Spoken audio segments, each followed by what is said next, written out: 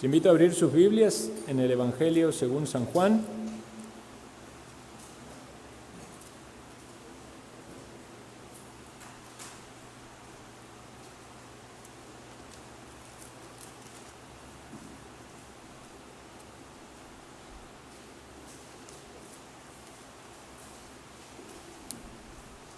Y vamos a hacer la lectura de San Juan, capítulo 1, versículo 1, hasta el versículo 18. Dice así la palabra de Dios: En el principio era el Verbo, y el Verbo era con Dios, y el Verbo era Dios. Este era en el principio con Dios. Todas las cosas por Él fueron hechas, y sin Él nada de lo que ha sido hecho fue hecho. En Él estaba la vida, y la vida era la luz de los hombres. La luz en las tinieblas resplandece, y las tinieblas no prevalecieron contra ella. Hubo un hombre enviado de Dios, el cual se llamaba Juan. Este vino por testimonio para que diese testimonio de la luz, a fin de que todos creyesen por él. No era él la luz, sino para que diese testimonio de la luz. Aquella luz verdadera que alumbra a todo hombre venía a este mundo. En el mundo estaba, y el mundo por él fue hecho, pero el mundo no le conoció. A lo suyo vino, y los suyos no le recibieron. Mas a todos los que le recibieron, a los que creen en su nombre, les dio potestad de ser hechos hijos de Dios, los cuales no son engendrados de sangre, ni de voluntad de carne, ni de voluntad de varón, sino de Dios. Y aquel Verbo fue hecho carne y habitó entre nosotros, y vimos su gloria como del unigénito del Padre, lleno de gracia y de verdad. Juan dio testimonio de él y clamó diciendo: Este es de quien yo decía, el que viene después de mí es antes de mí, porque era primero que yo. Porque de su plenitud tomamos todos, y gracia sobre gracia. Pues la ley por medio de Moisés fue dada, pero la gracia y la verdad vinieron por medio de Jesucristo. A Dios nadie le vio jamás.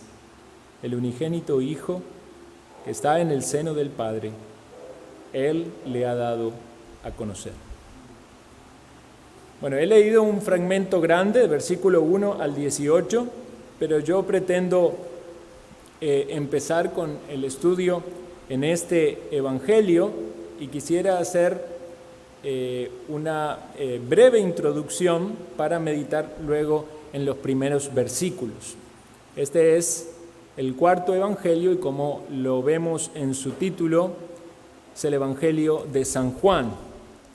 San Juan fue uno de los discípulos del Señor, y particularmente no se menciona el nombre de él en este evangelio, pero entendemos esto por la información que tenemos histórica. Uno de los discípulos de Juan fue llamado Policarpo, que a su vez tuvo otro discípulo que escribió libros de los cuales o escritos que se han conservado, llamado Irineo. Y Irineo cuenta que Policarpo identificaba a Juan como el autor de este libro, de este evangelio.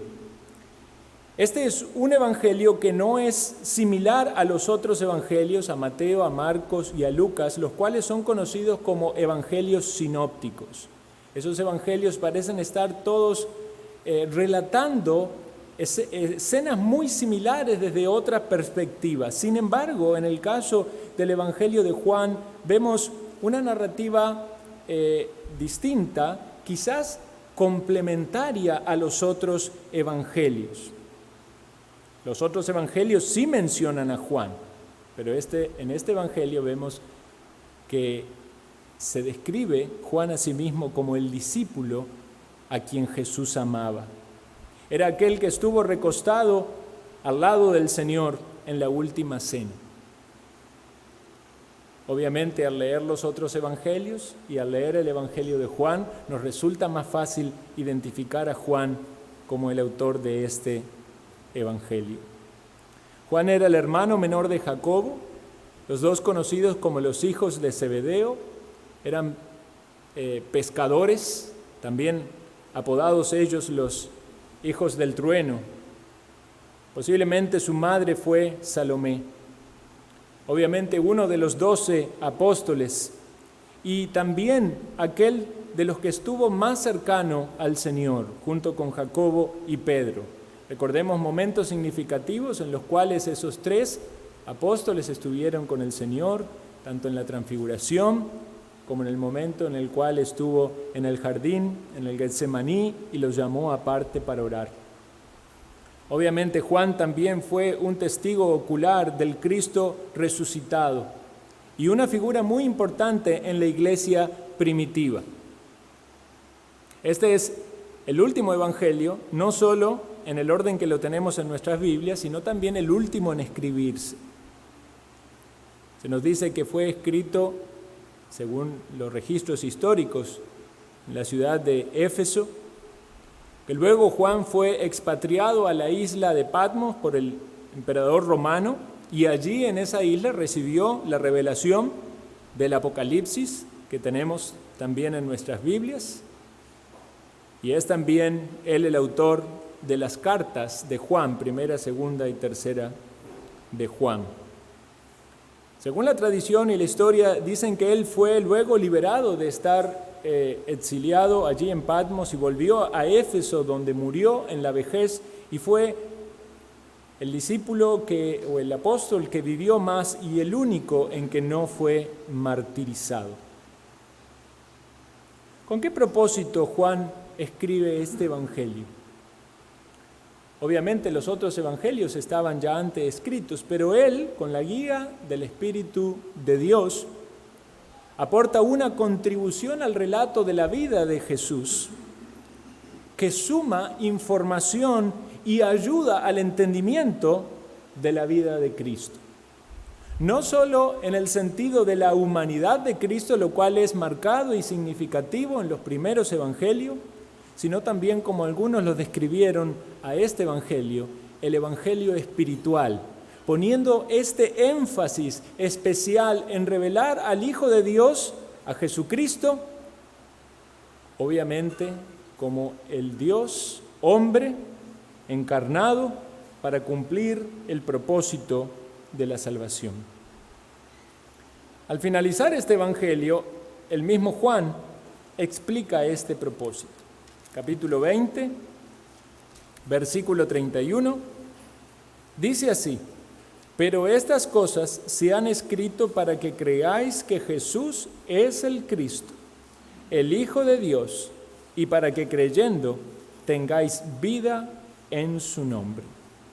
Podemos entonces decir con confianza que al estudiar en este evangelio estamos estudiando no solamente los datos históricos de la vida del Señor Jesucristo y conociendo los eventos y las acciones que Él realizó en su ministerio, sino que estamos estudiando el Evangelio como mensaje, la doctrina que necesitamos para la salvación y obviamente para nuestra edificación.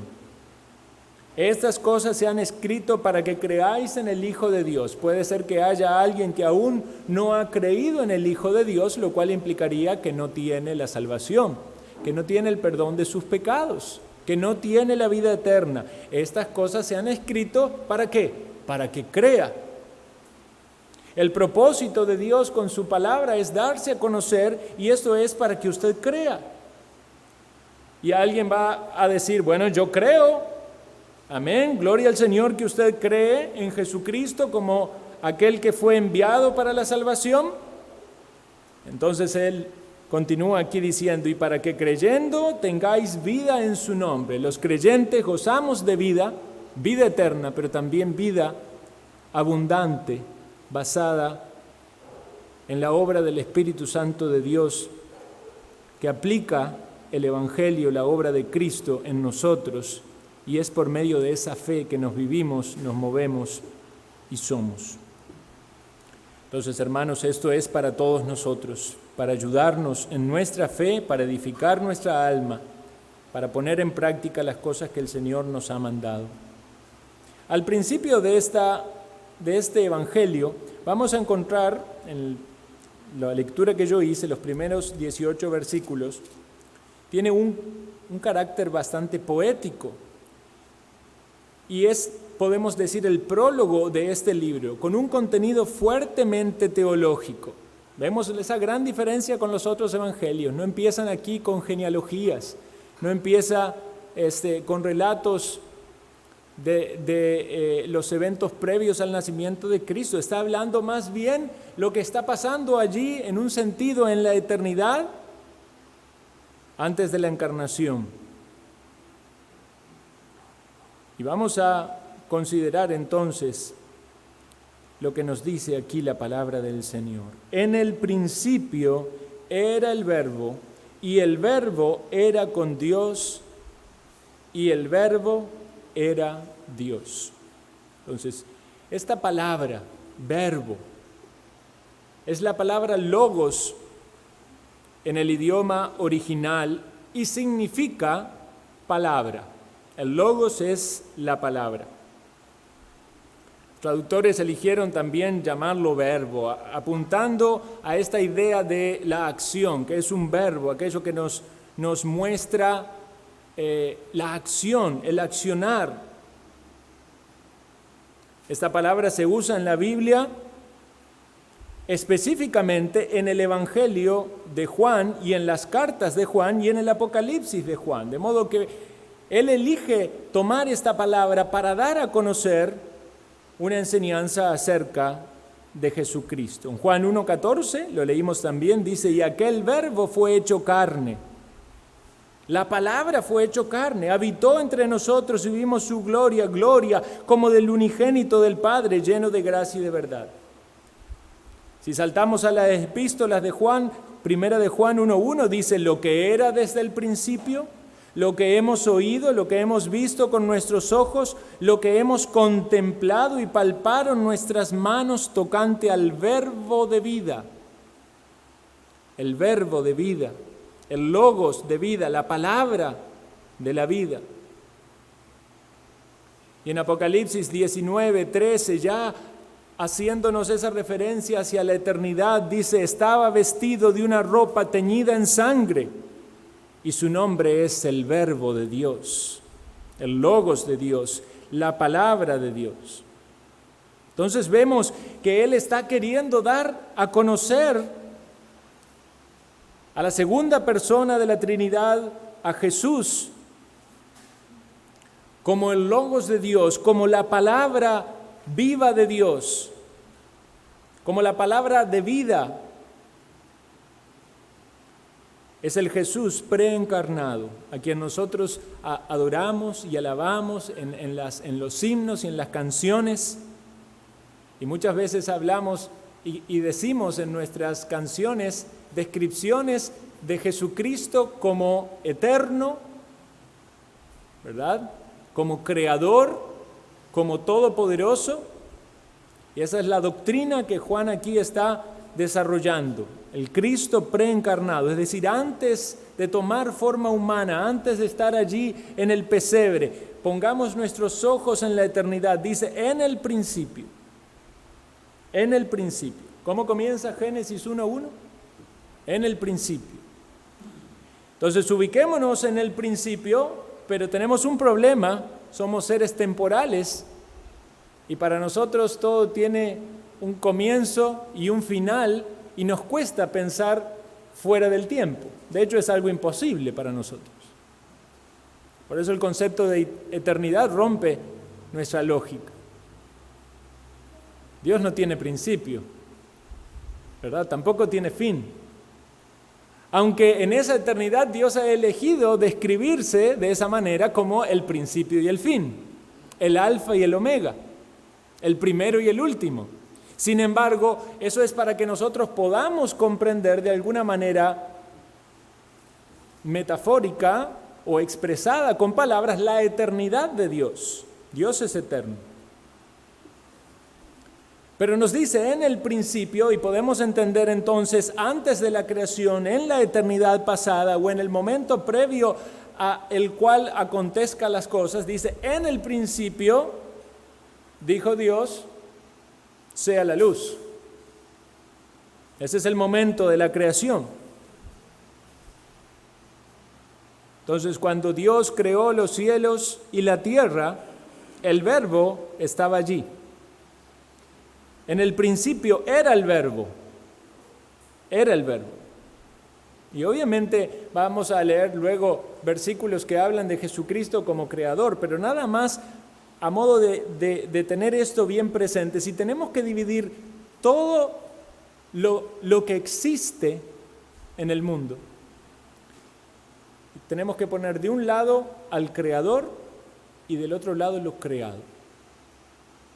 Y cuando hablamos del creador, entonces nos estamos refiriendo a Dios, porque solo uno es el creador, es Dios, ¿verdad? Pero Dios subsiste en tres personas, Padre, Hijo y Espíritu Santo. Por eso vemos en el Génesis, hagamos al hombre a nuestra imagen y semejanza. Entonces, Dios es el creador, todo lo demás es lo creado. Y como decía un teólogo en un libro, las personas tienen que vivir a la luz de este entendimiento para decidir si han de adorar al creador o a algo creado. Porque si solo Dios es creador y alguien está adorando a un Dios falso, está adorando a algo creado, o a otra persona, o a un ser angelical, o a algún ídolo falso. Entonces, en el principio, en la eternidad, era el Verbo. Y nos dice la siguiente frase: y el Verbo era con Dios. El Jesús preencarnado estaba allí con el Padre. Entendemos la eternidad, pero específicamente al hacer alusión del Hijo de Dios o del Hijo eterno de Dios, debemos también comprenderlo en la asociación o unión de la idea de la primera persona en la Trinidad del Padre. Cara a cara con Dios, dice un teólogo, Hendriksen, la comunión perfecta entre el Padre y el Hijo, tan cercana, tan gozosa, tan sublime. El Verbo estaba con Dios o era con Dios. Y por eso Jesús en la oración sacerdotal en Juan capítulo 17 dice: ahora pues, Padre, ya luego de haber hecho todo su ministerio terrenal y ya llegando al momento de la crucifixión, dice: ahora pues, Padre, glorifícame al lado tuyo con aquella gloria que tuve contigo antes que el mundo fuese. Entonces, si podemos remontarnos por un momento a la eternidad, allí está el Padre, allí está el Hijo, obviamente el Espíritu Santo, y todo lo que hay es gloria y esplendor que brotan de la misma esencia de Dios, aun cuando nada fue hecho. Y eso se reafirma en el versículo 2 cuando dice: este era en el principio con Dios. Entonces ya no está hablando de la persona de Jesucristo, y tenemos que entender, aunque sea difícil para la lógica humana, que la revelación bíblica es de un Dios en tres personas. Un solo Dios, no dioses, un solo Dios en tres personas. Dios subsiste en tres personas: Padre, Hijo y Espíritu Santo, uno solo en esencia, indivisible, pero en su forma de relacionarse con nosotros, comprendemos por la revelación bíblica que son tres personas.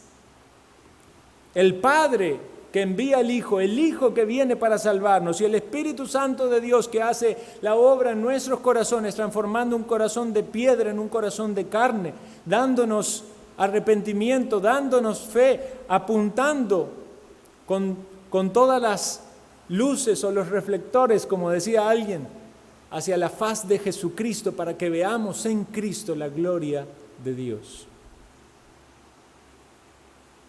y el verbo era Dios. Tercera frase. Primero, en el principio era el verbo. Segundo, y el verbo era con Dios. Pero ¿qué dice ahora Juan? Y el verbo era Dios. Y esta frase, puesta allí por el Espíritu de Dios para destruir toda herejía en torno a la persona del Hijo. El Hijo es Dios. Es una frase tan contundente que los herejes han tenido que modificarla para que puedan complacer sus herejías. De hecho, usted lee una Biblia, traducción del Nuevo Mundo o de los Testigos de Jehová, y dice, era un Dios, le agregaron un. Y obviamente Dios con minúscula. Pero cualquiera que ha estudiado los originales y la historia de la iglesia ha visto que esa es una traducción incorrecta y que negar la deidad o la divinidad de Jesucristo es una herejía tan seria que atenta terriblemente contra la salvación. Les vale a tales personas la misma advertencia que el apóstol Juan usa en Apocalipsis cuando dice: si alguno añadiere a estas cosas, Dios traerá sobre él las plagas que están escritas en este libro. Él lo dice en relación al Apocalipsis, pero yo digo, ¿cuán grande será el castigo para aquellos que añaden a la Escritura para torcer la doctrina?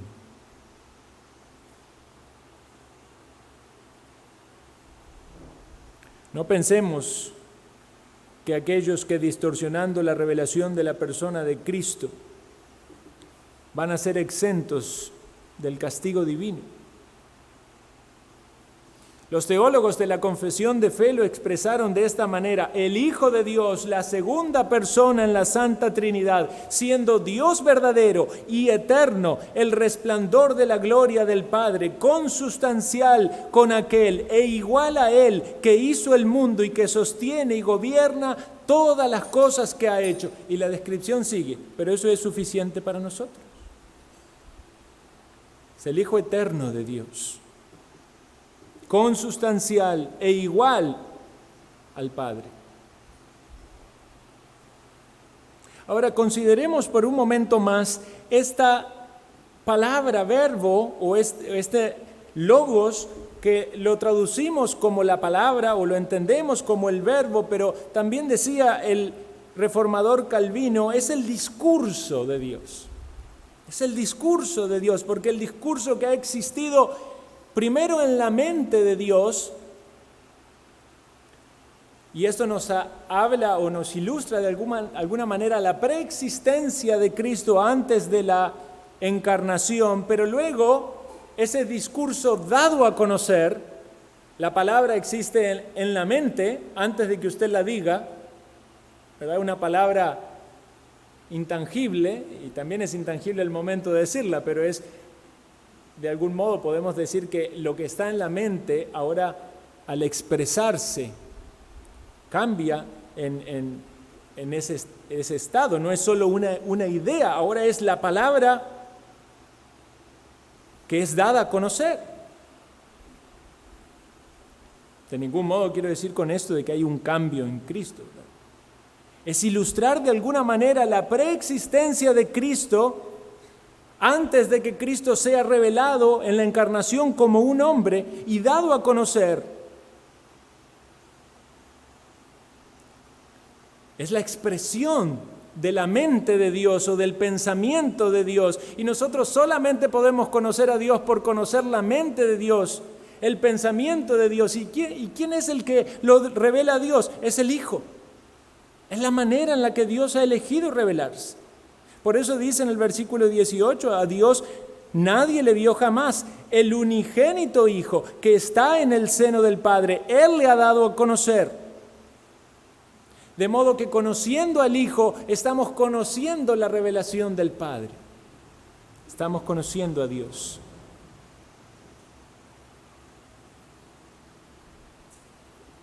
Mateo 11:27 dice Jesús: todas las cosas me fueron entregadas por mi Padre, y nadie conoce al Hijo sino el Padre, Ni al Padre conoce alguno, sino el Hijo, y aquel a quien el Hijo lo quiera revelar. Medite usted por un momento en estas palabras. Nadie puede conocer a Dios sino por medio del Hijo y aquel a quien el Hijo lo quiere revelar. ¿Y para qué vino Jesús a este mundo? Para revelar al Padre. ¿Y cómo lo hizo? ¿Por sus palabras? ¿Por sus obras?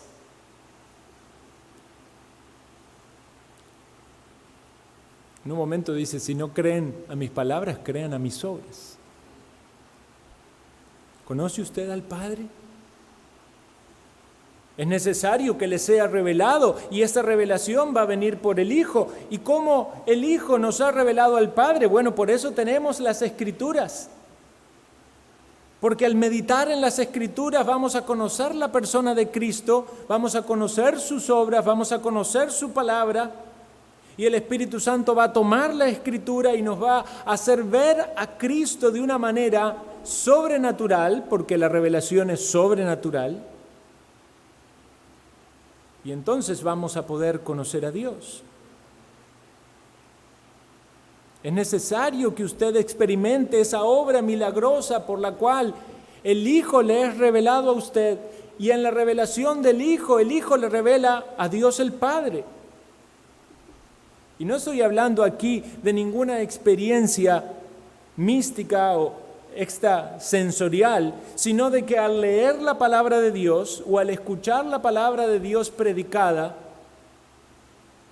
esta información que tan solo pudiese ser un dato histórico de que un día nació un bebé y de que ese bebé hizo buenas obras, esa persona hizo buenas obras y ya llegó a la edad adulta y murió en una cruz, se transforma en su mente en algo sumamente maravilloso, valioso y glorioso, porque usted dice, es Dios que vino al mundo. Es Dios que está siendo revelado a mi corazón.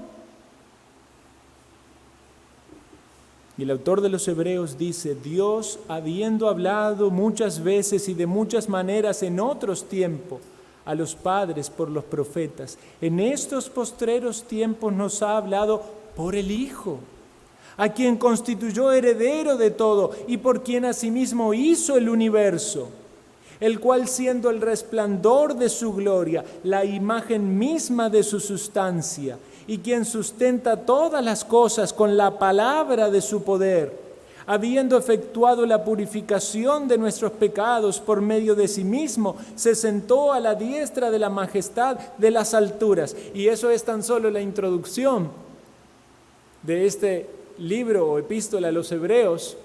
Si uno siguiera leyendo, vería cómo Cristo es superior a todo, superior a los ángeles, superior a todas las personas. ¿Por qué? Porque Jesucristo es Dios y porque reveló a Dios y lo revela en su palabra. Puede que todavía haya personas que no están entendiendo la revelación de Dios en la persona de Jesucristo. Y eso sería trágico. Cuando usted piensa en Cristo, piensa en Dios hecho hombre, en Dios encarnado. Algunos no creen.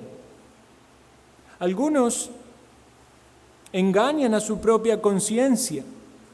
Quizás hasta no lo externan, pero sí en lo profundo de su corazón dudan de que efectivamente Él sea Dios. Y eso es muy triste, porque esa persona puede engañarse aún en torno a su propia salvación. Quizás algunos ya son más claros y sinceros. Algunos pueden actuar como Tomás cuando le dijeron que el Señor había resucitado. ¿Qué dijo Tomás? Si no veo, no lo creo.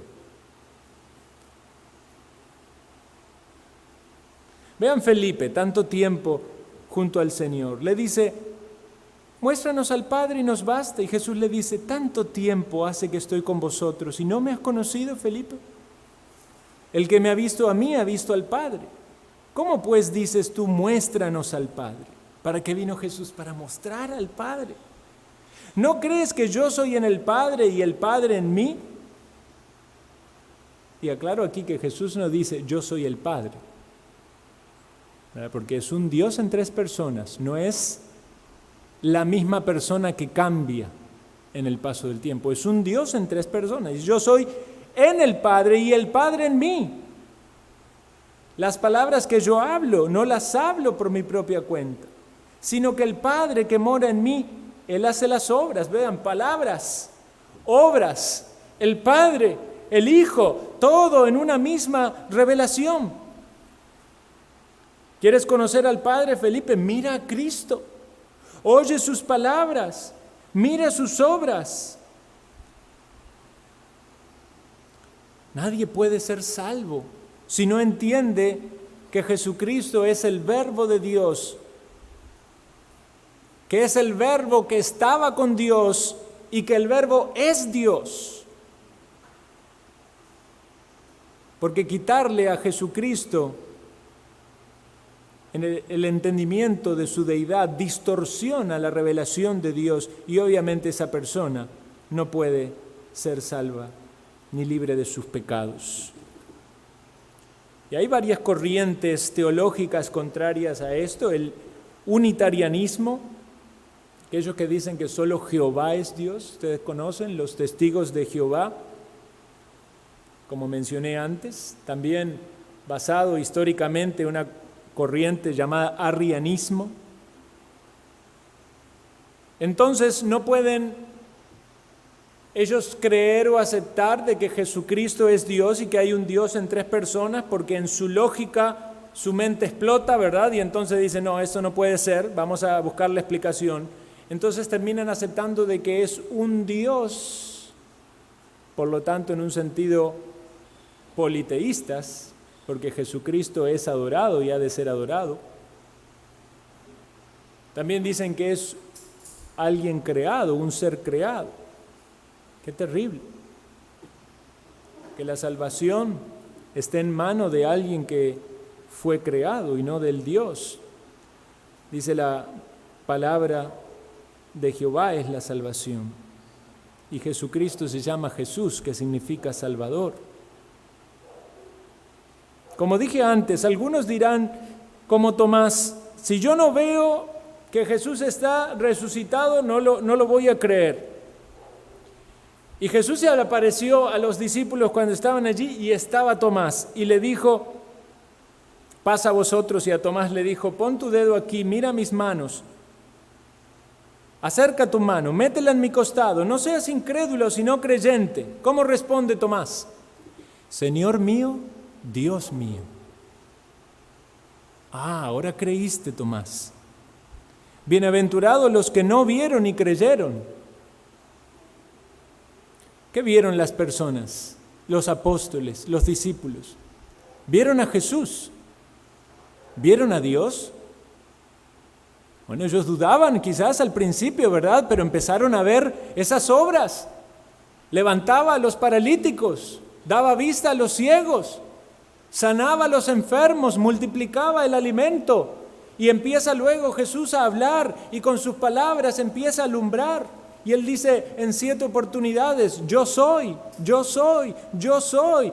Y la mente de ellos entonces los llevaba a pensar en el yo soy revelado en las Escrituras.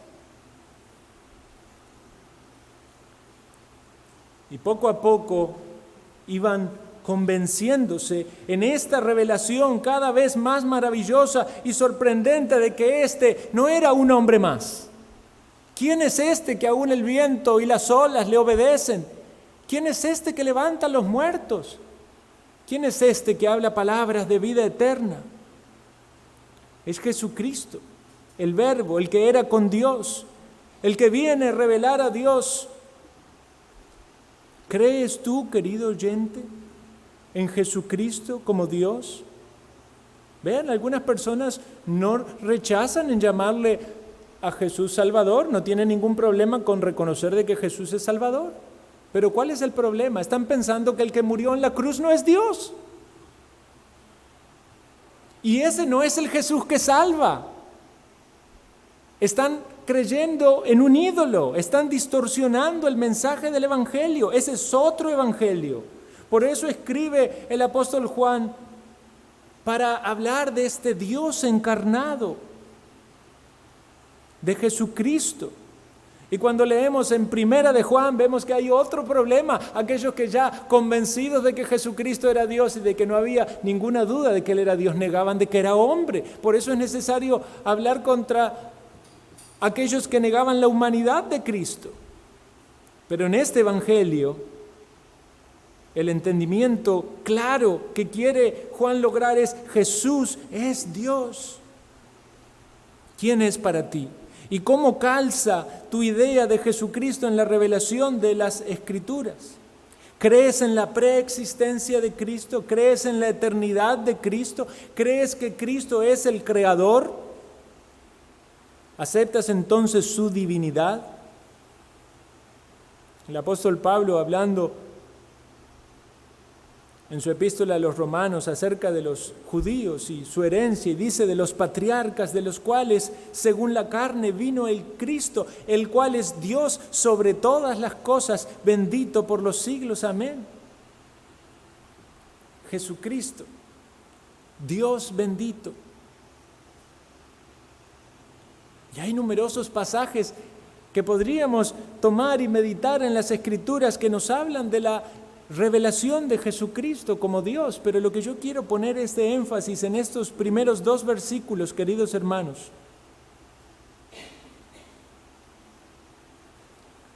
es la importancia de entender la deidad de Cristo y cómo Cristo en su deidad se revela a nosotros por su palabra. En el principio era el verbo, era la palabra, era el discurso de Dios, la mente de Dios, que Dios le ha placido enviarlo a este mundo con un propósito, y ese propósito es salvar. Y las personas que están muertas en sus delitos y pecados necesitan un Salvador. ¿Y a quién han de ir para tener la salvación? ¿Quién es el que puede perdonar pecados si no solo Dios? Los mismos incrédulos reconocían eso. ¿Y cómo han de ir a Cristo a buscar el perdón de sus pecados? ¿Y cómo han de creer en las palabras de Cristo? Tus pecados te son perdonados, y Él no es Dios. ¿Acaso vino Jesús a engañar? ¿A perdonar a otros sin la capacidad o el poder de hacerlo?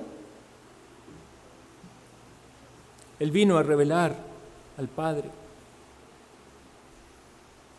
Por eso dice el versículo 3, todas las cosas por Él fueron hechas, y sin Él nada de lo que ha sido hecho fue hecho. Jesucristo creador.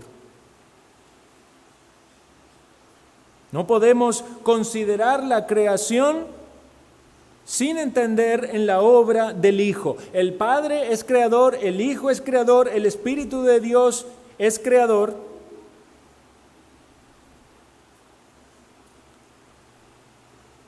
Y entonces estamos viendo estos atributos propios o descripciones propias, prerrogativas divinas en la persona del Hijo. ¿Puede usted, si alguien se le acerca, hablarle de un Jesucristo que no es Dios? ¿Puede usted hablarle a esa persona con la Biblia y demostrarle que usted cree que Jesucristo sí es Dios? ¿Cómo lo hace? ¿Qué textos utiliza? Esto es básico en nuestra doctrina. Es fundamental. ¿Cómo evangeliza usted a una persona que no cree que Jesucristo es Dios? ¿Piensa que esa persona puede ser salva rechazando a Jesucristo como Dios? Esas personas tienen religión, una religión falsa. No tienen al Dios verdadero. Distorsionan la persona del Hijo. Rechazan al Jesucristo verdadero, el revelado en la Escritura. Por lo tanto, no tienen perdón de sus pecados. ¿Puede alguien tener comunión con Dios creyendo que ese mediador no es Dios. Y puede que alguien tropezando con esto todavía no haya venido al arrepentimiento de sus pecados, porque hay muchas personas que han sido contaminadas con estas herejías. ¿Quiere Dios entonces por su palabra mostrarle con claridad cuando yo voy a las Escrituras, cuando conozco a Cristo, cuando me acerco a la palabra y empiezo a ver a Cristo? No solo estoy viendo a un hombre, estoy viendo al Hijo de Dios.